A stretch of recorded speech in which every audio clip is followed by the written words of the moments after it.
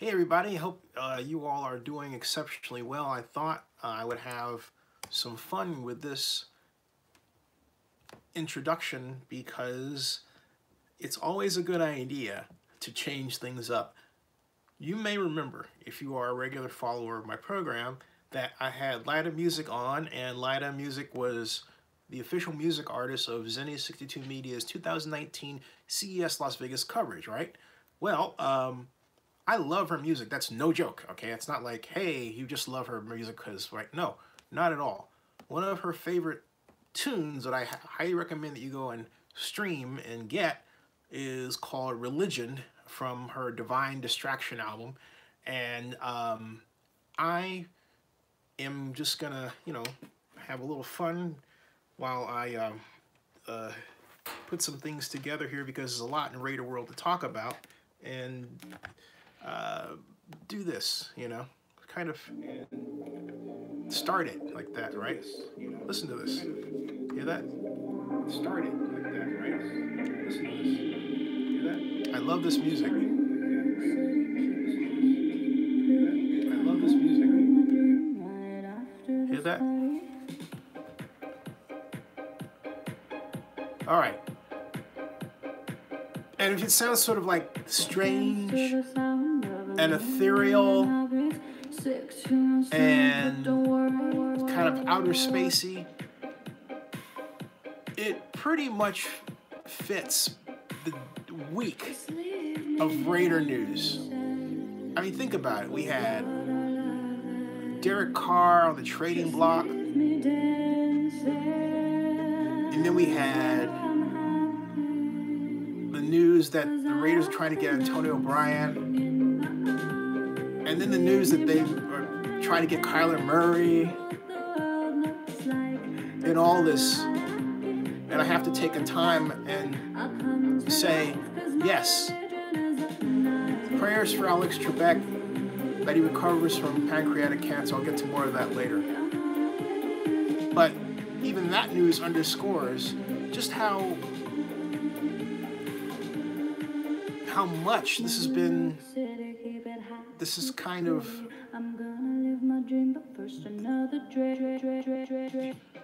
that feeling right there. You know what I mean? Weird news.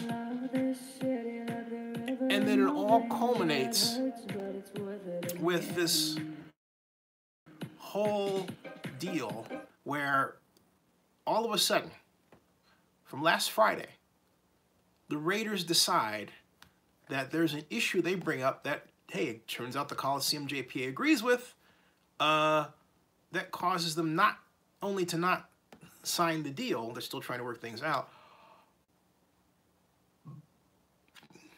but they could very much wind up without a stadium to play in. That's the danger. The Raiders, I can hear Elmer Fudd saying the waiters, right? The Raiders, and see, now I've got Elmer Fudd in my head. The Wesley Webbit and those Oakland waiters. He would say Oakland waiters, right?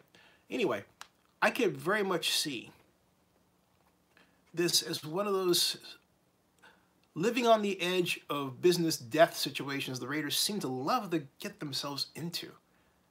I don't understand what's in the water in that building.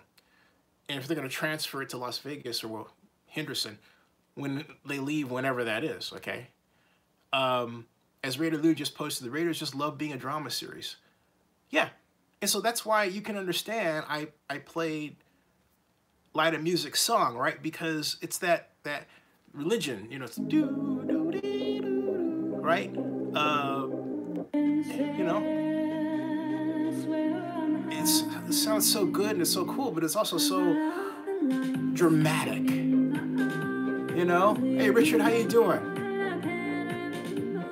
I mean, I just said I love that song. John Acala says, any guesses on what the issues are? Yeah, tons. First of all, hey, welcome everybody. The issue has something to do with money, and the reason why I say that is because of some exchanges I've had with certain people, and I'm not going to name them because I don't want to get them in trouble at a serious time. You never know who among these 20 might be watching, right?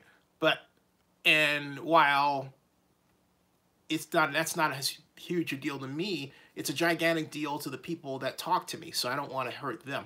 I have a ton of ideas, a ton. Ray Lewis says, am I the only Raider fan that's tired of laughing at his team? No. And Raider fan, let me take that front and center and push what I was going to say back a bit. I have so many people on this team that I know it's not funny. And then from people like Morris Bradshaw, who I've known for years, to the late Gene Upshaw, who I came to know very well when he was head of the Players Union, and saw him when I took my friend Rachel Sears to dinner. So I was actually sponsoring her as a triathlete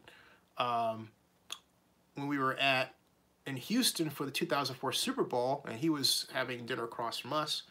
And then, of course, Amy Trask, who I've known for quite a long time, and Mark Bedane, who was in a lower role, and then Cheryl Nichols. Then there was people like George Atkinson, who I served as of all things, a Raiderette judge. That's right. From 1996 to 97, I was a judge. I was an Oakland Raiderette judge.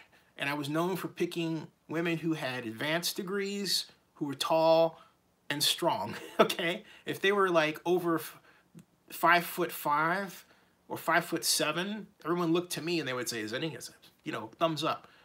Lawyers, there were a ton of lawyers, if I may digress from one, there were a ton of lawyers, and I don't know what that said about the profession with respect to women at the time, but there were a ton of lawyers that tried out to be Raiderettes, all right?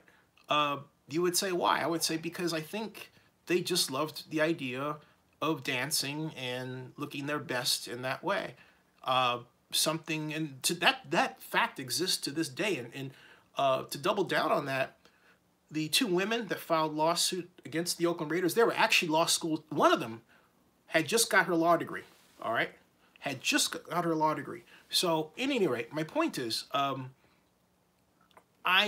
and then, of course, there's Mike Taylor, who I know from the Raiders for a long time. And who's just, you know, buried, dyed in wool the Raiders to this day. Raymond Chester, of course.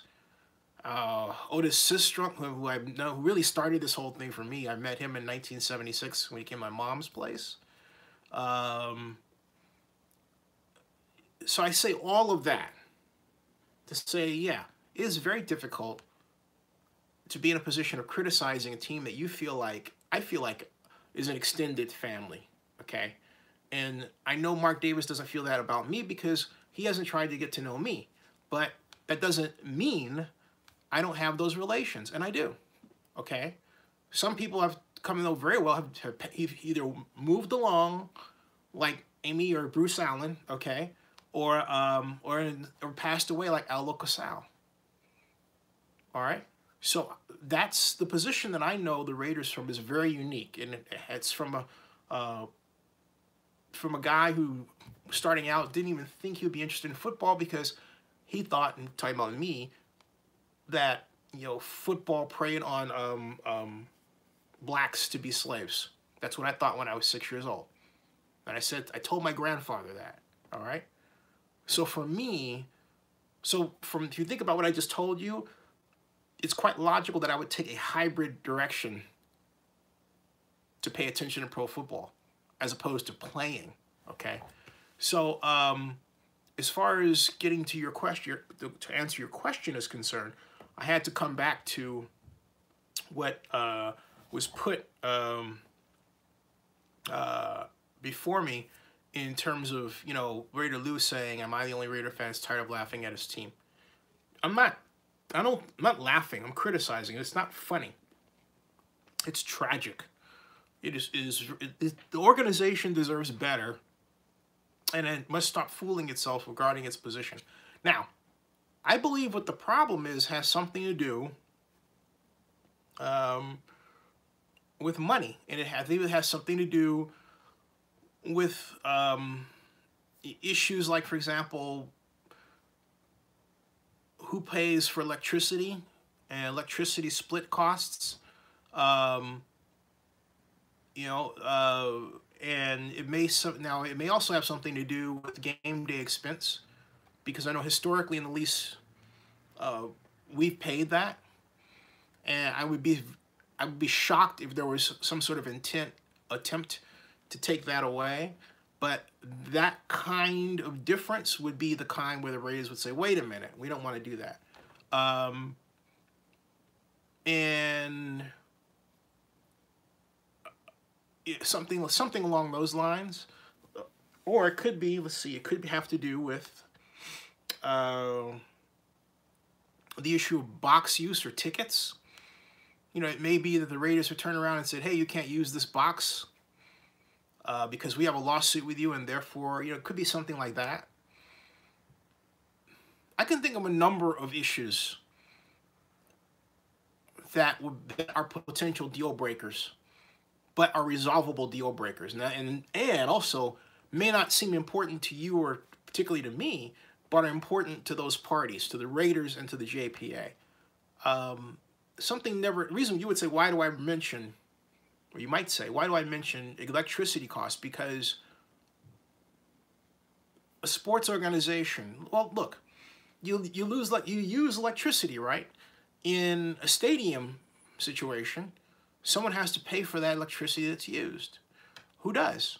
The Raiders may be saying, hey, look, you're asking for us to pay electrical costs that we believe the athletics should have to pay because they're causing more electricity to be used in the stadium, all right? So make them pay that. And the JPA is probably saying, no, we're not going to do that. And the Raiders are saying, well, no, we're going to walk. It could be something like that, all right? Because of that's a cost difference that can line up to be hefty. It could be anything like that. I personally don't think that issue is a deal breaker, and I think if I presented that to Scott as a question, he would say no. But I'm giving you an idea of what could come up. There are a number of possibilities because that reflect the fact that this deal is intricate. Because you're talking about not just someone playing football. It's not like, well, gee, can't they just play football like in high school? Well, no. You need a number of questions answered. For example, who manages and is responsible for halftime entertainment in terms of ingress and egress? Who works with them? Who selects them? Who is responsible for security? Who pays them? That's already been worked out, you would presume, right? Right.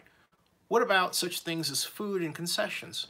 So I'm not saying these are unresolved. They are resolved. But when you start talking about agreements with sports organizations, there are at least 42 different base items that come up that have to be dealt with.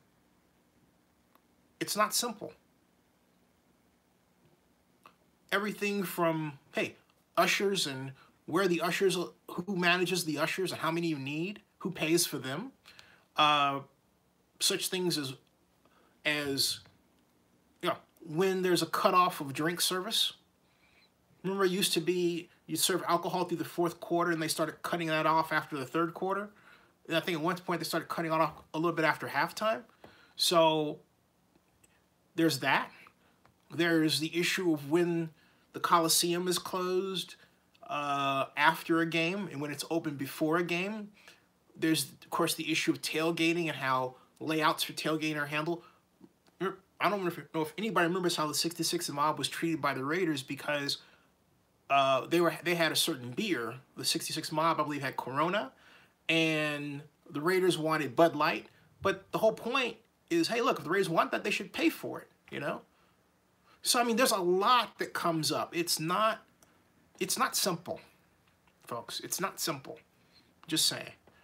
So Scott said that they have 95% of the issues resolved.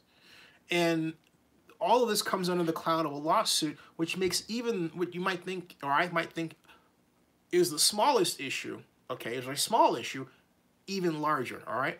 So I'll now go back to your comments. Sorry for letting things go by. Okay.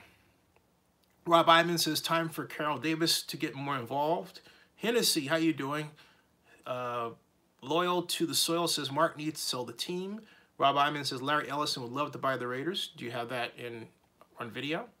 Steve Simmons says nothing. Richard Carson, how you doing, Steve? Football famous females, going back to what I was talking about, the Raiderettes. And Steve says, next time you're back in Oakland, can you interview some of those people out of the homeless encampments? Yes. But you know what, better yet, I have Richard Hike on as a vlogger. If you're in Oakland, I would love that you could do that for Zenny62. That would help because I'm here.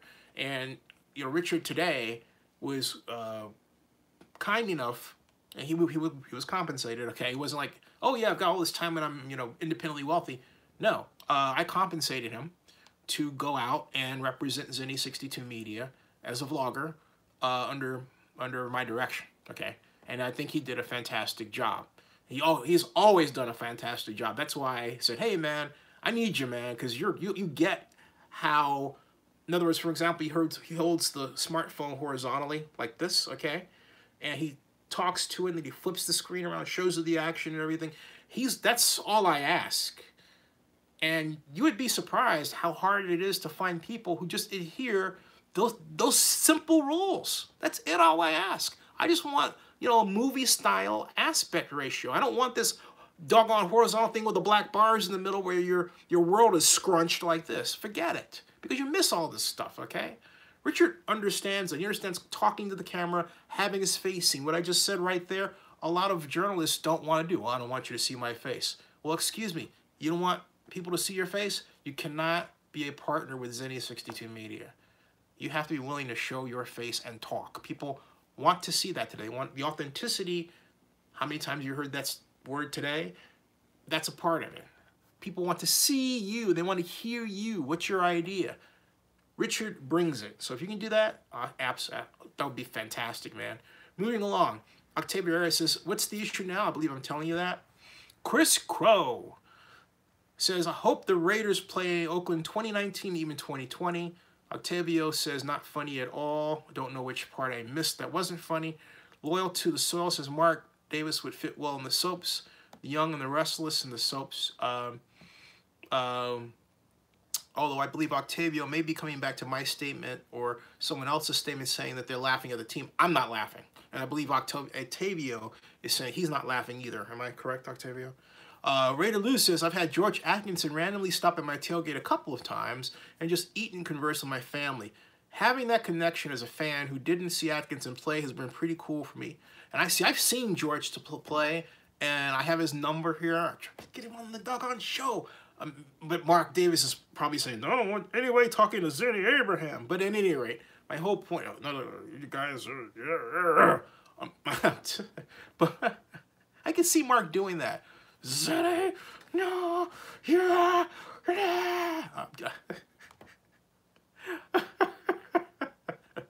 Sometimes they act like that. It's no, oh, that's too funny.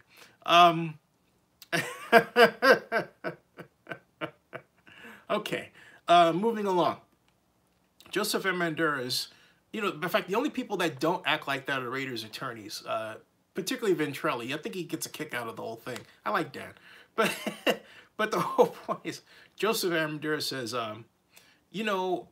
I really do think after viewing your video earlier with Scott McKibben, it seems like Mark Davis not only is the main issue, but are we sure that he is not mentally unstable? And Joseph, I don't go there and make that comment. I simply hold that Mark is too impulsive in his decision-making, all right? You can be impulsive in your decision-making and have all your faculties in place, okay?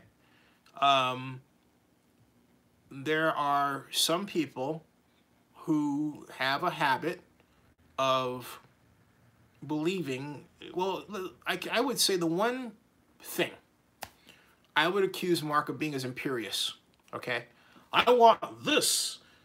Okay, but see, here's the problem. The things that he says that he wants cause actions to go into motion that involve a lot of people and a lot of money, okay? And so he has to be very careful about what he asks for and make sure it's absolutely what he wants and what he's willing to live with. Or what he needs to do is, and I think this is the best solution, is to just take himself out of the equation and say, I'm going to do this Clinton Murchison style. I'm going to sit back and I'm going to let Mark Bedane be the face and the name of the organization. And I'm going to go to Costa Rica. And I'm going to find that place that was in Jurassic Park.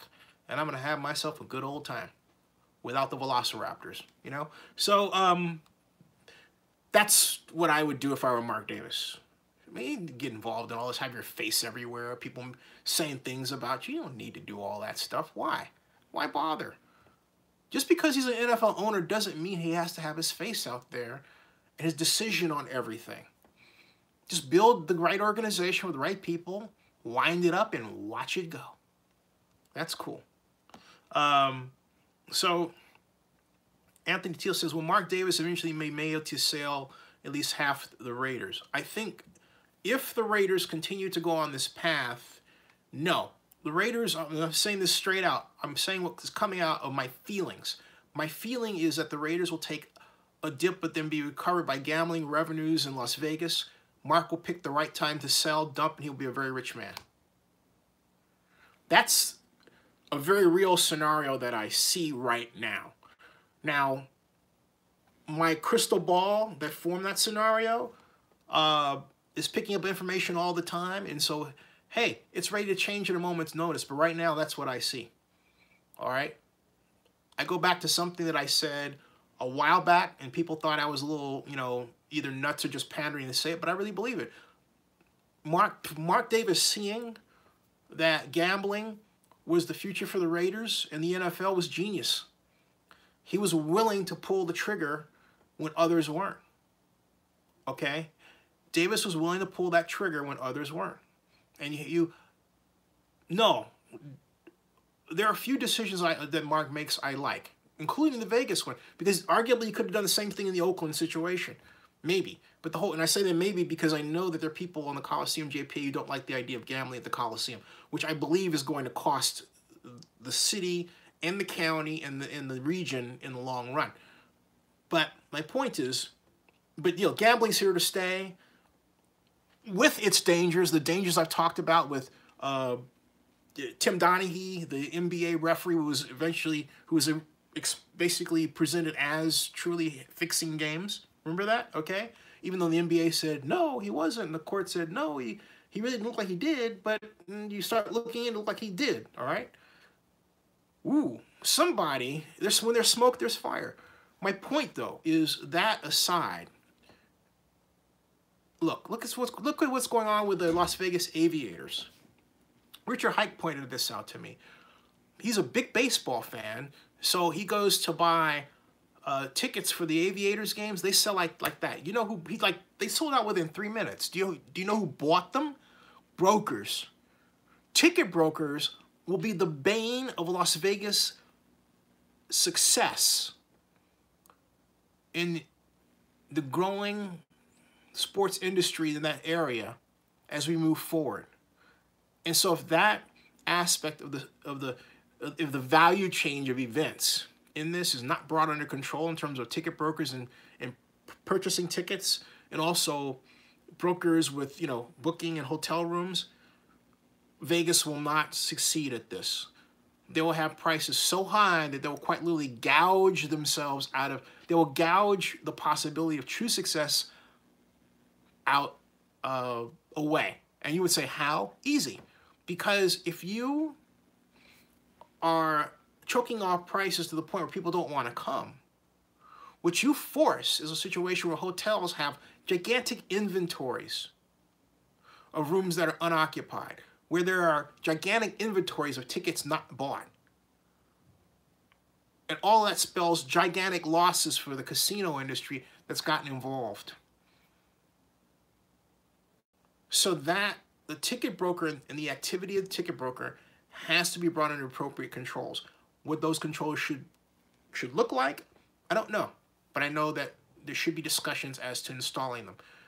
Maybe so many tickets aren't purchased by brokers. Maybe they're allotted to people who are paying X amount of dollars, who can verify that as single people they're not brokers. How you square that circle? I don't know exactly how that's done right now, but I know that something needs to be figured out how to do it. Okay? Maybe you have a system where the credit card that the person uses to pay the ticket has to be in the name of the ticket buyer. It can't be a corporation, right? So you have to have an individual, and that individual's credit card name match their account name.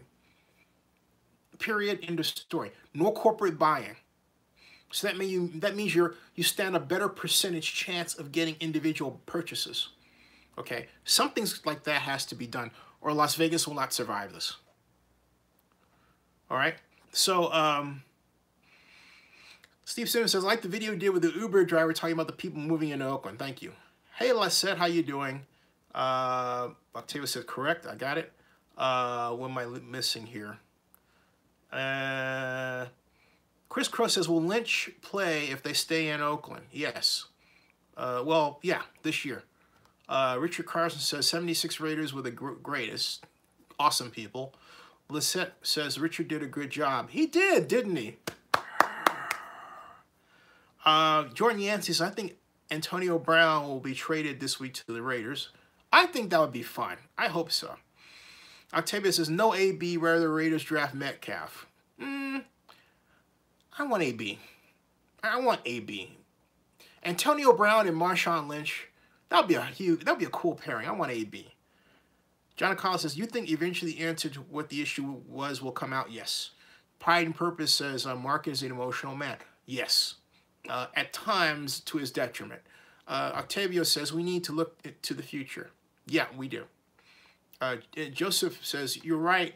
I wasn't trying to sound derogatory, but I'll rephrase that. Yes, I think he's impulsive for the Raiders or the fans. Yeah, I mean, and that's it. It's like he does things like, look at Reggie McKenzie.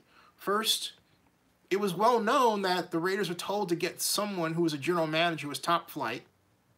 And Reggie McKenzie was the person that was brought in by Ron Wolf. And some people say, well, the reason why McKenzie was brought over from Green Bay is because I think Ron Wolf had somebody that was a friend who he wanted to be the GM at Green Bay. There was some politics there, all right?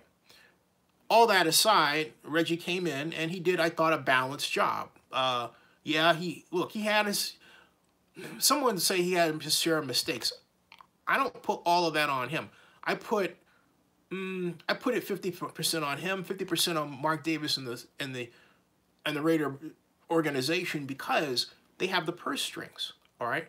So, and they make the decisions that cause the money to be spent that impact player buying, player rights buying, I should say.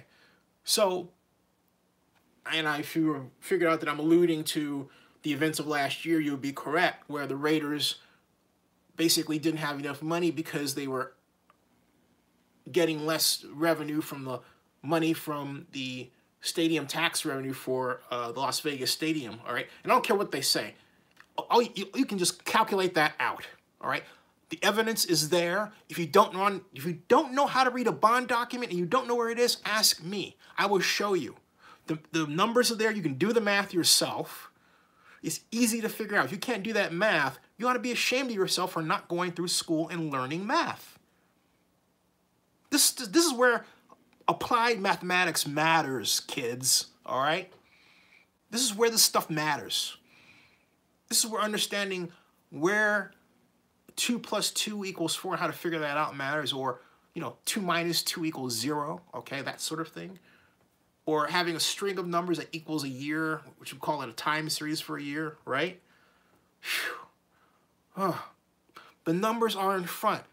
You look at those numbers, you do the calculations, and you'll say, oh my God, they're not bringing in as much money as the Southern Nevada Tourism Infrastructure Committee consultant said was going to come in during the pay-as-you-go period, that 2-year period. Not there, folks. Who has to cough up that difference? The Raiders. That's who. So, who does all that impact? It impacts what Reggie McKenzie does. So if somebody comes out and says, well, he had a mixed review or whatever, no. Give him more credit than not for trying to get right players under circumstances where you have an owner that's saying, well, I'll move to Las Vegas. Well, oh, I need to spend this because I fear we don't have that money for here. Oh, well, I'll hire this guy and that I'll pay him $100 million guaranteed. Oh, okay. So you're the general manager and you have to navigate the ship. While this guy over here is like, oh, I'll do this. Oh, I'll do. What? Don't tell me what to do. All right. Off with your head. Okay? That's the situation. It's crazy making. So Reggie McKenzie should be given the appropriate credit for making decisions. All right? I didn't like the Hugh Jackson decision. I said that Reggie should be fired. What I did when I met Reggie is I went straight to him and I said, hey, you know what? I just want to be straight with you. I love that as a black man, you are head of the organization because we see so few of us there. All right? And look, you should, I want to say something else too. If you're white and you have any sense of social justice, you should be 1,000,000% behind what I am saying. You know it, okay? Because how would you like it if you, let's say you're a man, meet a woman, she's black, she's got kids, son, and you guys get married. The son can't get a job because he's black. That hurts you, okay? This is America. So you can't say, oh, I'm walled off from, racism, because you're not. All right? You're not.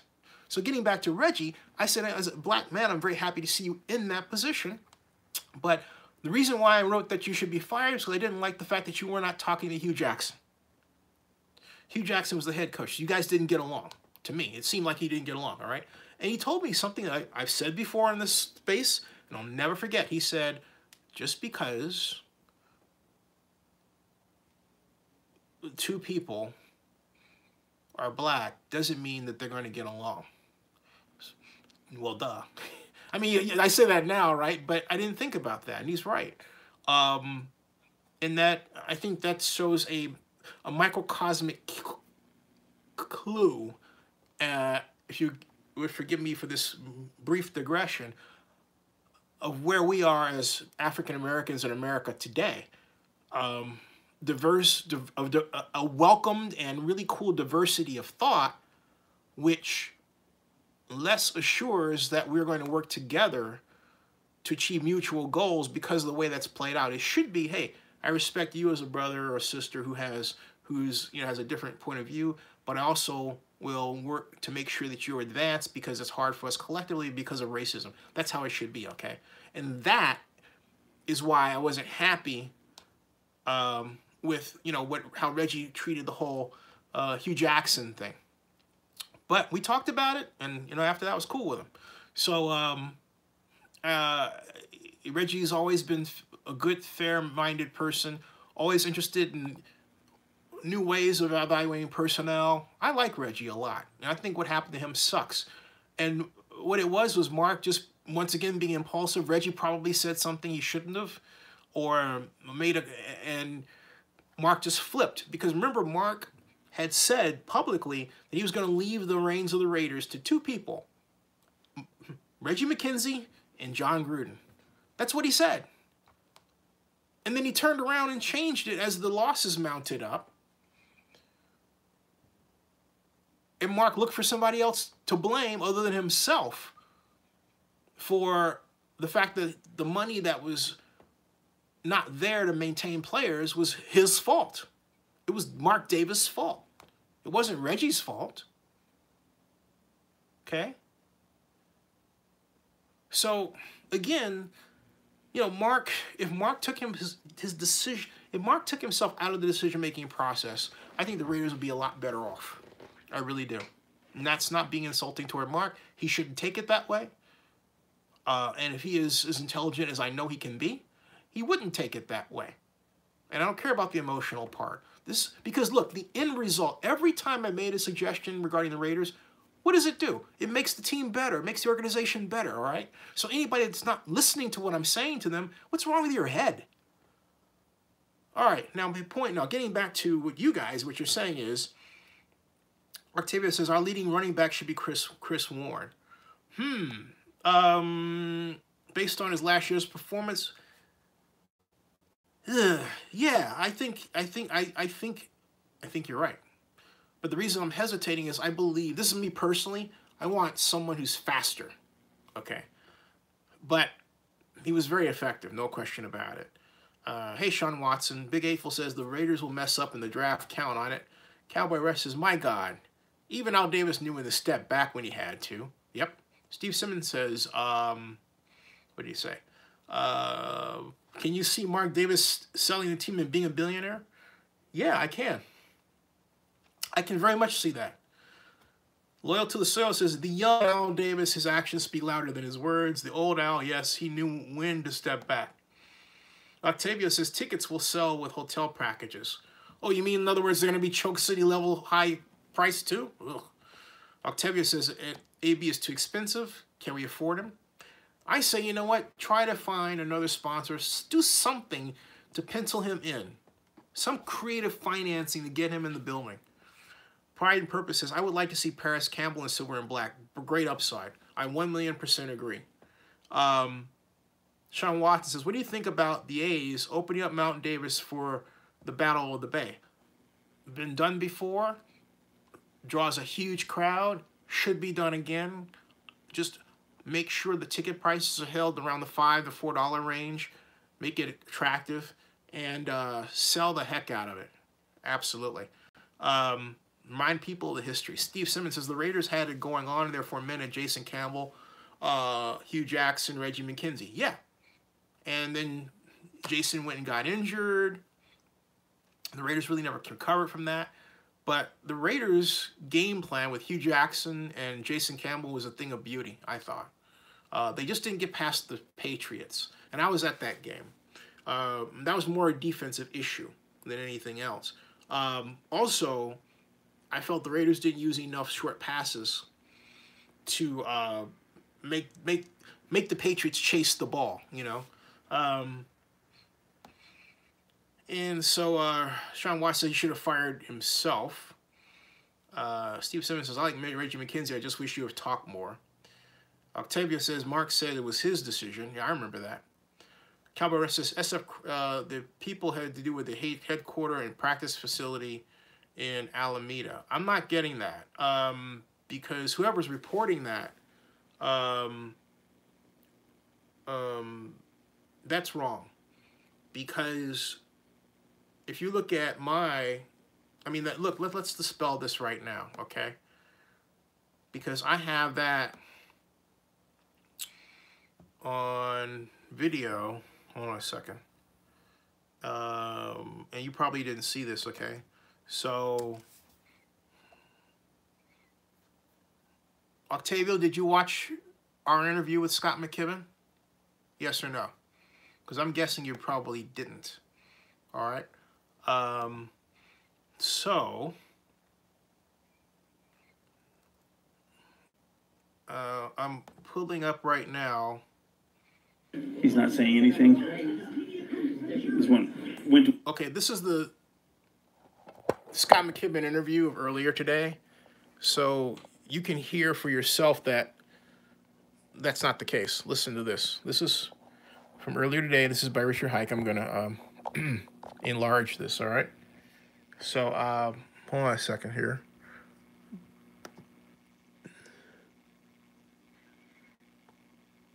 Cool. Okay. To his car. Sorry, I don't know these guys as well as you do, Zenny. So I apologize for that.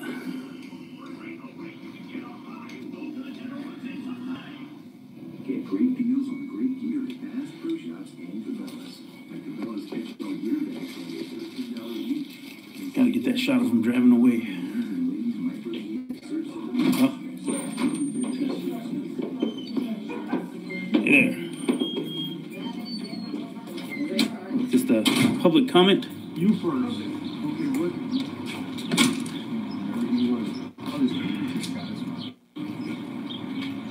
Well, what's the status? Well, we spent some time going through all the details of the prospective agreement, and we still have one rather significant open issue, and I will be going back to the Raiders to discuss that with them, and hopefully we'll be able to resolve it. And if we can't, there's a possibility that we won't have a deal. What's the openness? I'm not going to comment on the particulars of the issue. So I want to sit down and talk about the game and Is it an issue on their end, Scott, or is it? Pardon me? Is it an issue on the Raiders? On the Raiders' end or is it on the JPA's end? Coliseum's end? It's an issue for both of us, on both of us. It requires agreement by both of us, and we have a difference of opinion. And this could sink the deal? This could very likely put us in a position where there's not a deal. What's the deadline? Well, in order to get this approved by next Friday on the 15th, we need to have this agendized and ready to go by next Tuesday. So we're going to have between today and next Monday or Tuesday to resolve it, one way or the other. Can you discuss any direction from the board today that went in closed session? The board gave me the direction that I wanted, and I felt like we needed to go, and I will communicate that to the Raiders just as soon as I'm done with you. Can you give us a broad outline? What is the deal minus this glitch? Can you explain it? Well, it's pretty close to what's been reported on in the press. We're taking the rent up, and we're retaining the naming rights for ourselves. We are resolving the parking dispute to our satisfaction. And clearly, I will say, on the business terms of this deal, we're 95% there. But there is this one big issue that we need to get worked out. You say raising the Will taxpayers be making money off this deal? Yes. How so? Well, the rent's going up, the retention of the naming rights. This will be probably the best financial deal for the taxpayers in terms of a tenant-lease relationship that we've ever had. How much are the taxpayers going to make off it? What's the deal? Well, if it's projected on the numbers we put together, it would be somewhere around $2 to $2.5 million of net. And we have been losing about 1.7 or 1.8 on the Raiders up to this point. So it's a pretty significant turnaround. When's the next meeting with the Raiders? I'll be on the phone with them as soon as I'm done with you, gentlemen, today. So when could you have it resolved? I'm hoping that we'll have an answer from them by later today or tomorrow about how they feel about this open issue. When you said raising the rent, Scott, is that on top of what was initially offered, the $7.5 million for 2019 season? That's okay. enough.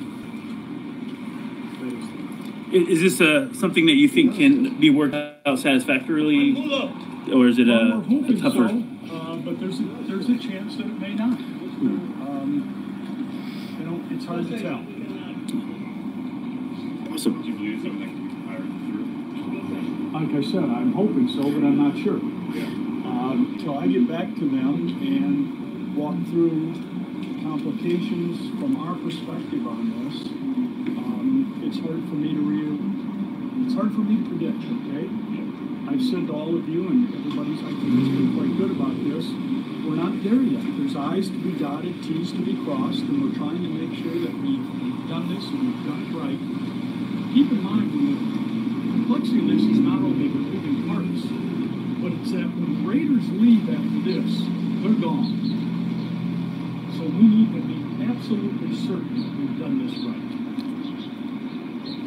This unresolved, unspecific issue, is it something that has been kind of airing all along, or is it? When did this come up? It was an issue that was brought to our attention on Friday, and from the Raiders.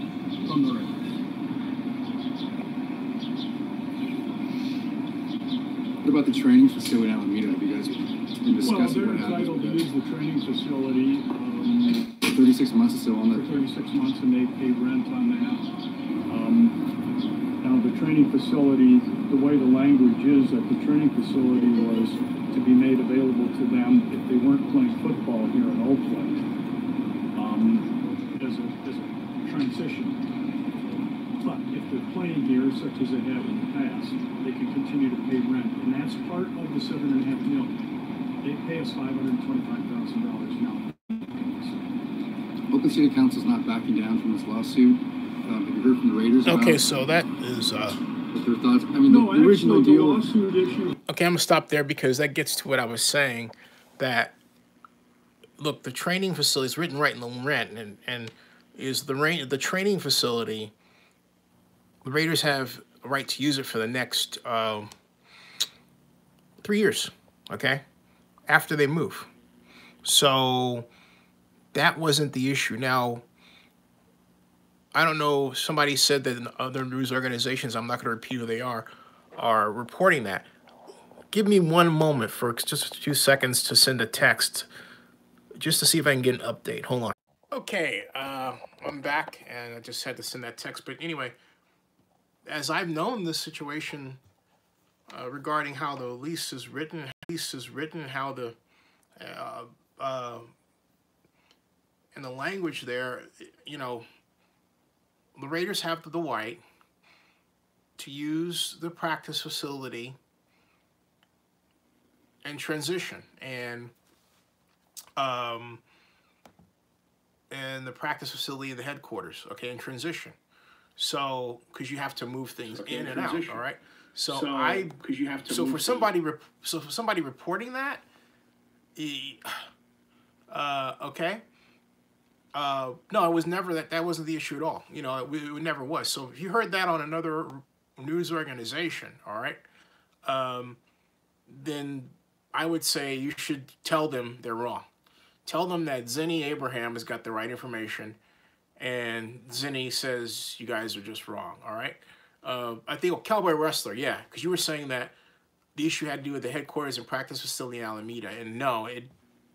If they said that, no, I can't. For them to say that, no. Anyway, okay. Joe Gonzalez says Warren is a diamond in the rough. Yep. Cowboy Wrestler says that's their reporting, not mine. You know how Bay Area media is, yeah. But see, here's the thing.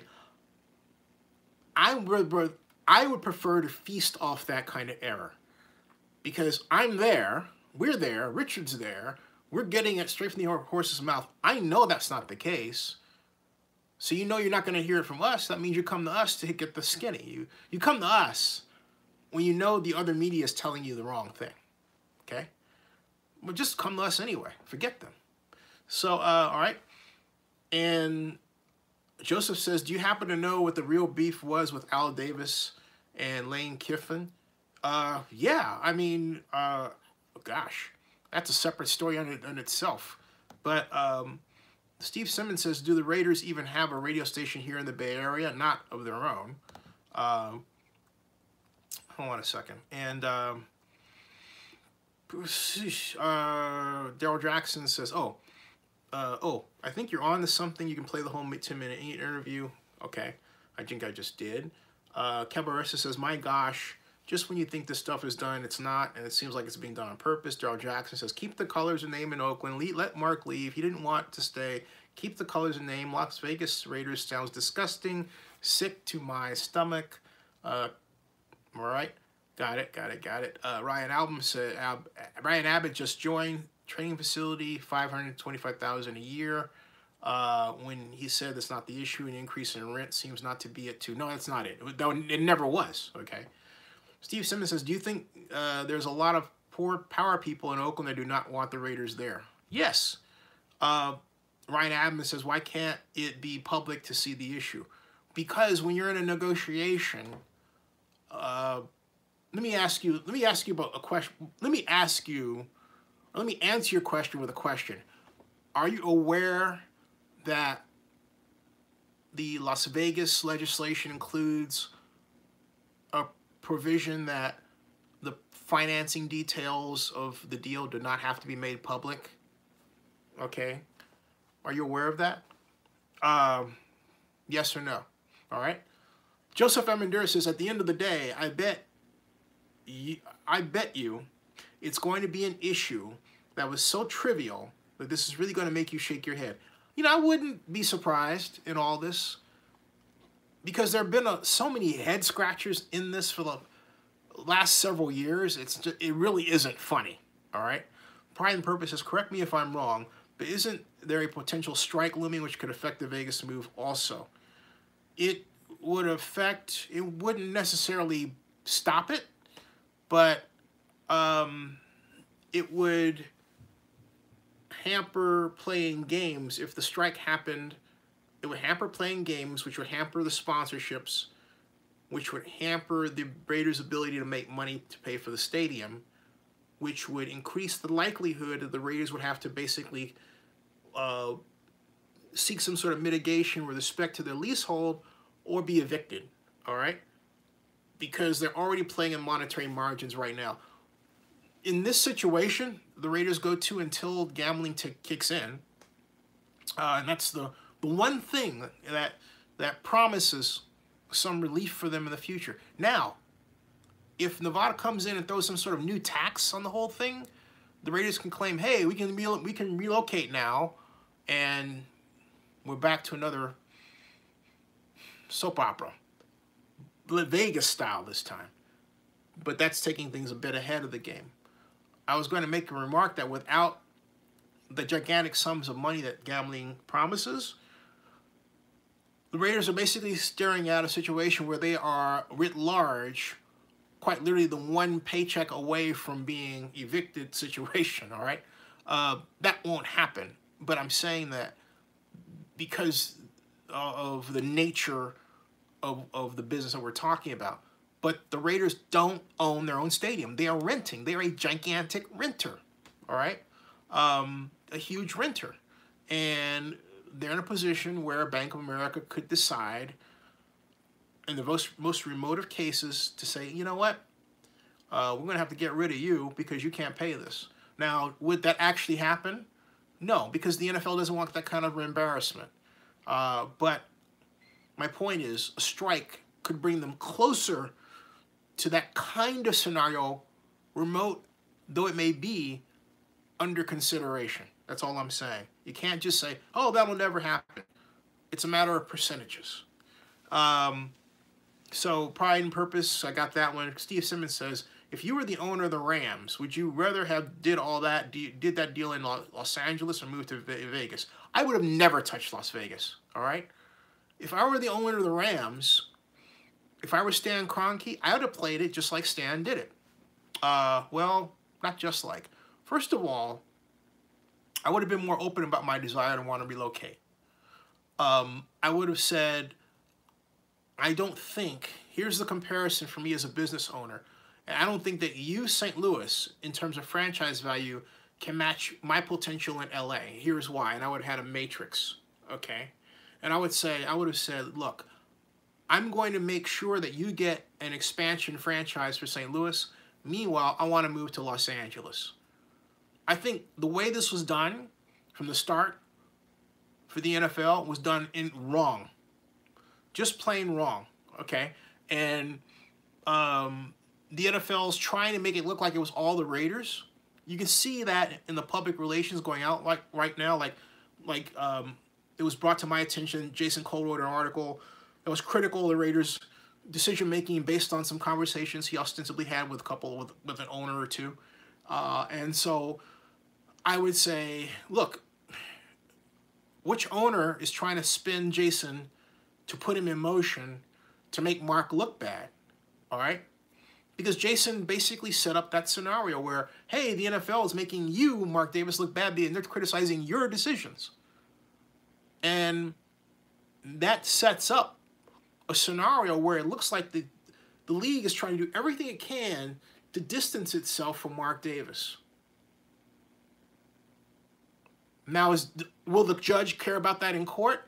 No, because the early history of the deal points straight to collusion between NFL staff Eric Grubman and others and Mark Davis in the construction of a type of alternative story regarding their intent. You understand what I'm saying? Okay? And nothing can change that. They cannot go back in time because they don't have a time machine. And if they did and tried to do it, there are all kinds of unintended consequences, maybe grandchildren that didn't get born, everything else, right? You don't want to do that. Just don't mess with time. So you have to deal with what is. All right? So there's your answer, Steve. Cowboy Wrestler says, by the way, let me do one thing. Hold on a second. Okay. All right. Is that clearing it up?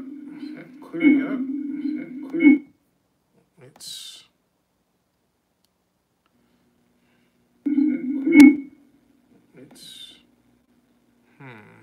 Yeah, it's starting to clear a little bit. There it is. Now it's clear. Now we're clear. Yeah, it's starting to clear a little bit. I was a little blurry there. All right, now. There it is. Now it's clear. Okay. So to answer your question, or to get back to answer your question, I'm going back to Steve Simmons says, if you were the owner of the Rams, would you have rather did all that deal in Vegas and moved to Los Angeles? I answered that. Cabaret says, Steve Simmons for me, Los Angeles. John Alcala says, I think the issue probably has something to do with money in some way or another, correct? Ryan Adams says, in Atlanta, does the new NFL and Major League Baseball stadiums make money for Atlanta or lose money? Well, they make money for Atlanta by their activity, absolutely, and by the vendor opportunities that are introduced. Also, you have to add on the number of events that have been brought to Atlanta that would not be in Atlanta were it not for Mercedes-Benz Dome. Let's work backward. Super Bowl brought in roughly $220 million, and realistically, okay, in direct spending. For starters, okay, that's my estimate based on experience, not official. Official's higher. Still, that's a lot of money. There was the college football national championship game. The SEC championship game was already here thanks to the existence of the Georgia Dome, okay? Mercedes-Benz Dome just solidified the fact that it was going to be here more often. There was the Peach Bowl, which is already here. So you had local SEC college football bowl games that were already here. But on top of that, you had national college football games, and then the Super Bowl, all right, that were here. And then, of course, with Major League Soccer, we had the finals. You had a number of Atlanta United games that were super sellouts of over 70,000 people that garnered worldwide headlines for the city and the region.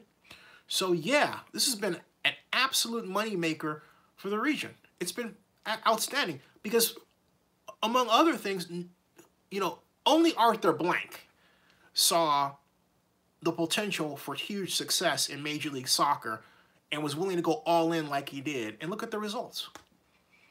Atlanta is now stamped worldwide as an international soccer city. This has remade Atlanta's image as a world city. That's huge.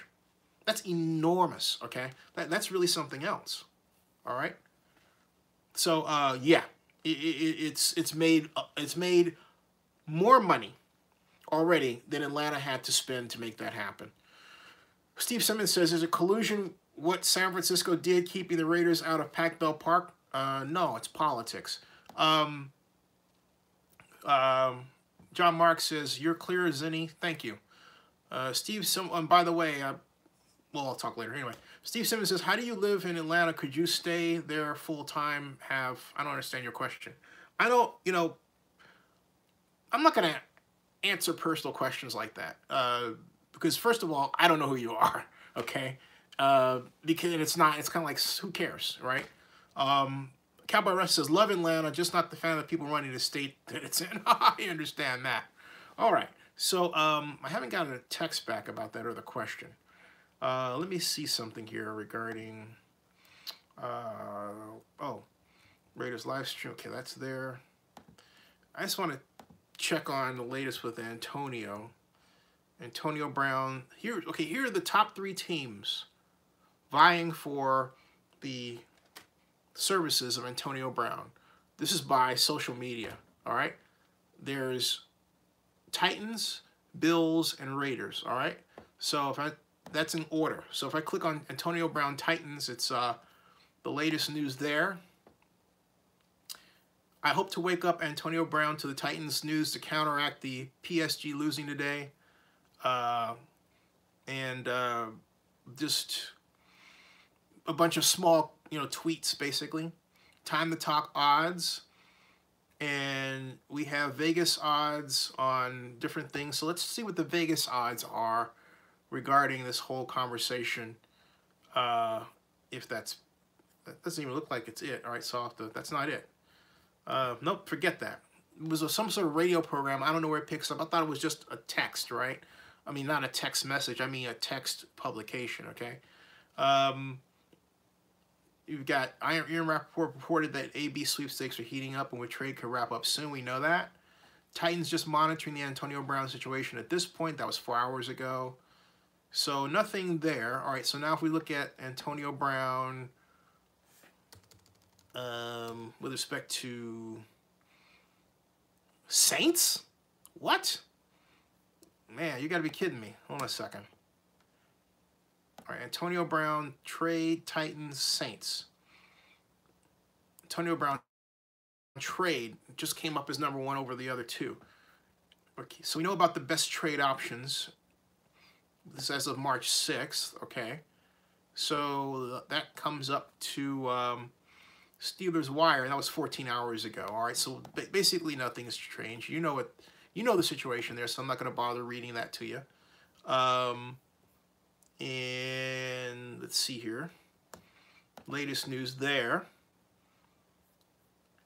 AB84, tell your agent you want to be traded to New England and have Pittsburgh call Bill Belichick and see if they're interested. You have a better chance of winning a Super Bowl ring playing for the Patriots than you would with any other team looking to trade. Just saying. What else? Giants would do this. Why? Antonio Brown is a cancer that is 30 years old. His contract is essentially the same as Odell Beckham's. So, what else we have? Why the Raiders won't trade for Steelers wide receiver Antonio Brown. And that's somebody basically speculating the Raiders won't trade. But trade is one thing. When you say trade, do you mean give up a first-round pick? So, just a bunch of tweets that, you know, are just indicating the people paying attention, but nobody's got the answer regarding what's happening here.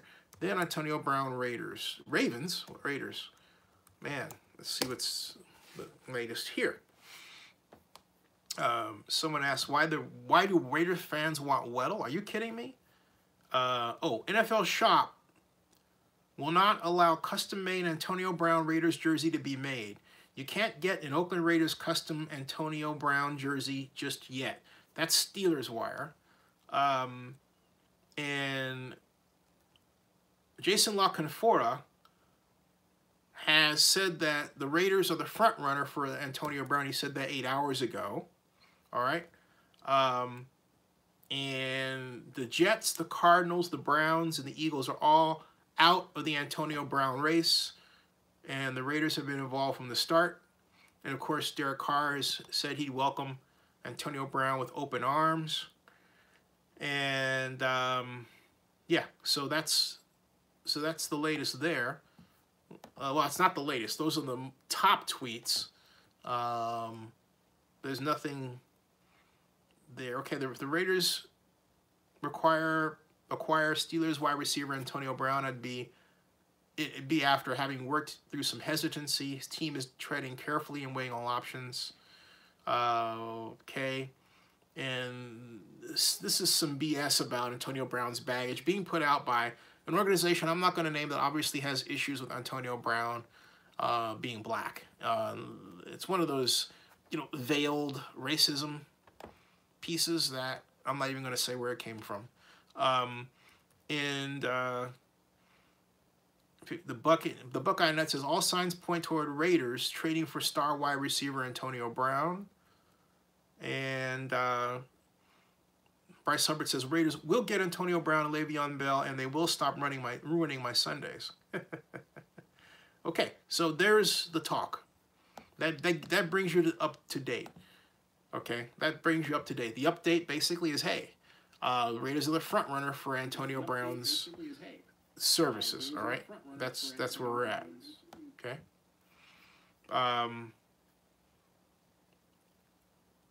And so we have Lawrence Vall. Does Mark Davis know anything about business?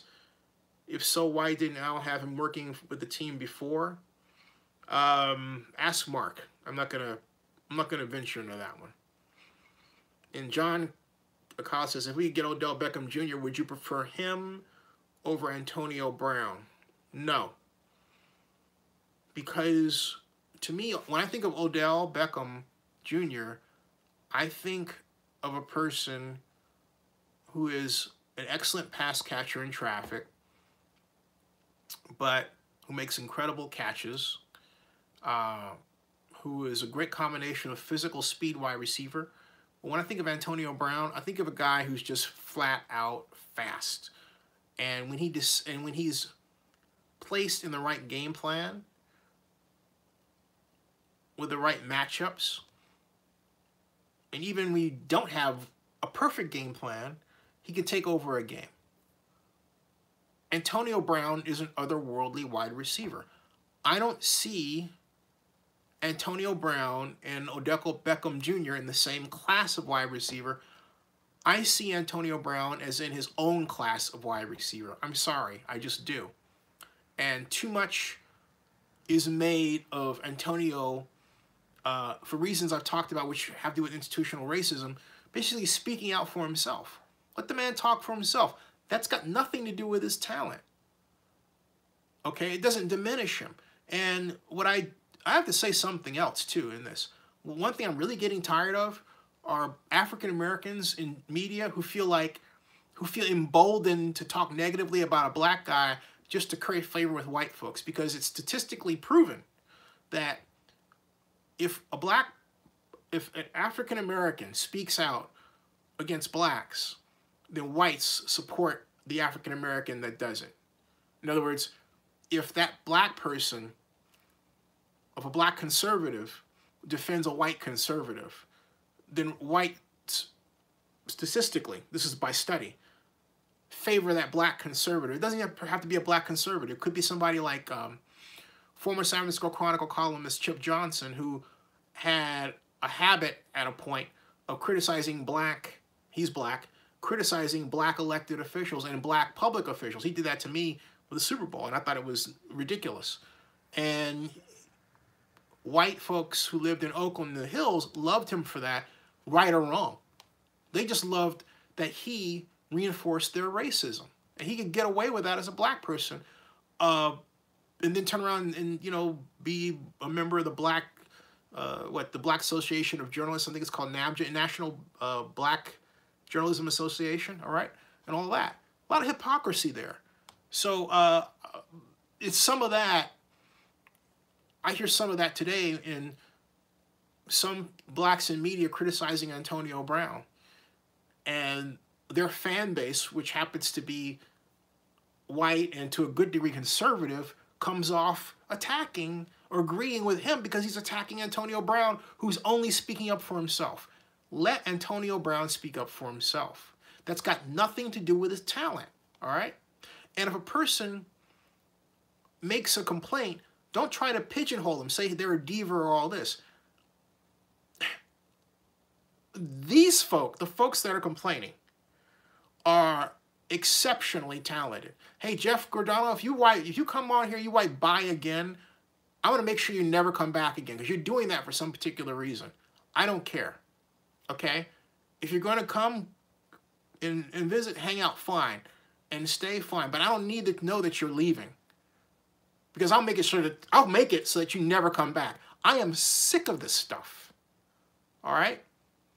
I am massively tired of this stuff. And what I mean by massively tired of this stuff, I mean this anti-intellectual thinking. I want people to think. It's not too much to ask at all. It is not too much to ask people to have empathy for somebody else in any situation. Now, somebody would say, wait a minute, this dude's making a ton of money. Okay, I get it, all right? I get that. That's funny. But my point is, he is an extraordinary talent. He really is an extraordinary talent. And somewhere along the way, I think he's not being heard. Now, does he do things that are silly? Of course he does. Absolutely.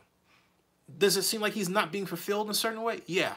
But does that take away from the fact that Ben Roethlisberger did not perform well, and that impacted his performance? And the answer is yes. And Ben should simply admit that, and he should not have attacked him publicly. Ben should have been the bigger man and said, hey, you know what, as the quarterback, it's on me. I don't recall hearing Ben say that.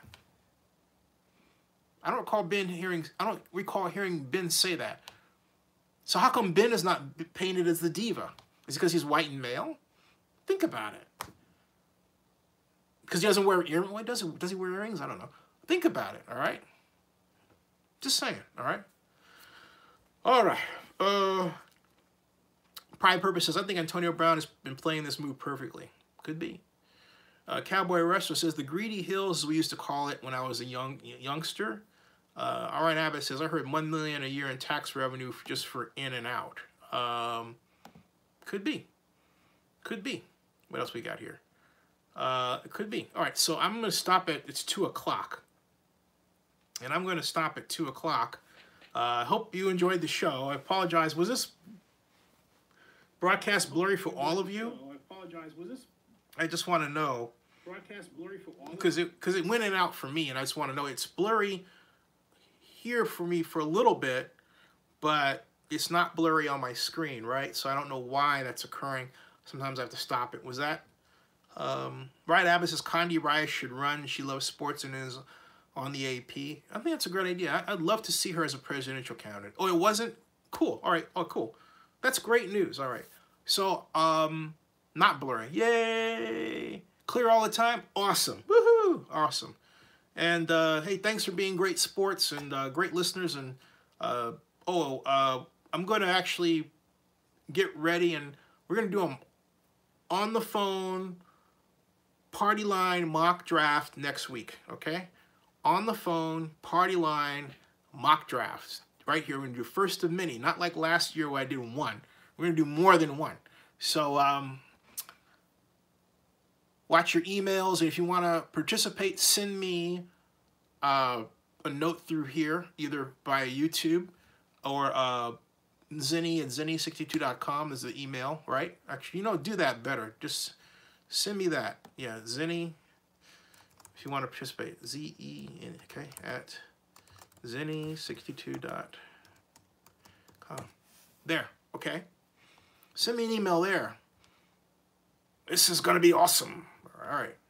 And I will keep you posted with more information about this and other Raider news. Hey, thank you. And NFL news and sports news. Oh, by the way, at some point, we have to talk about this whole Luke Walton, Lakers, Warriors thing. Andrew Bogut's coming back, right? So, but I have to have a guest on to come on that one, because someone who pays more attention to the NBA than I do. All right, I'll see you.